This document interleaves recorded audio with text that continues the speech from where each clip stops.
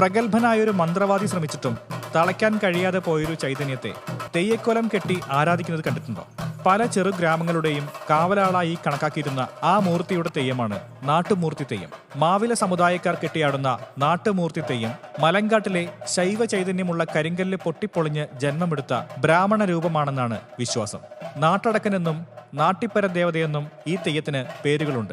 കരിങ്കല്ലിൽ നിന്നും ജന്മമെടുത്ത ശേഷം ദിക്കറിയാതെ യാത്ര തിരിച്ച നാട്ടുമൂർത്തിക്ക് ദൈവചൈതന്യം മനസ്സിലാക്കി കാസർഗോഡ് ജില്ലയിലെ പല തറവാടുകളിലും കാവുകളിലും ദേവസ്ഥാനങ്ങൾ ലഭിച്ചു. തുടർന്നുള്ള യാത്രക്കിടയിൽ കാളകാട്ട് മന്ത്രവാദി എന്ന അതിപ്രഗത്ഭനായൊരു മന്ത്രവാദിയെ കണ്ടുമുട്ടി. താന്ത്രിക വിദ്യകളിൽ കേമനായിരുന്ന കാളകാട്ട് മന്ത്രവാദി നാട്ടുമൂർത്തിയെ ഒരു ചെമ്പുകുടത്തിൽ ആവാഹിച്ച് ബന്ധനസ്ഥനാക്കി. പക്ഷേ ബന്ധനസ്ഥനായതിന്റെ 41-ാം നാൾ മൂർത്തി ചെമ്പുകുടം തകർത്ത് പുറത്തു വന്നു. ഒപ്പം തന്നെ ബന്ധിച്ചതിന് പ്രതികാരമായി കാളകാട്ട് മന്ത്രവാദിക്ക് ഭ്രാന്ത് ശാപമായി നൽകിയാണ് നാട്ടുമൂർത്തി പുറത്തു വന്നത്. തുടർന്നുള്ള യാത്രയിൽ കണ്ണൂർ ജില്ലയിലെ ചെറുപുഴ, തേർത്തല്ലി തുടങ്ങിയ സ്ഥലങ്ങളിലും മൂർത്തിക്ക് ദേവസ്ഥാനം ലഭിച്ചു.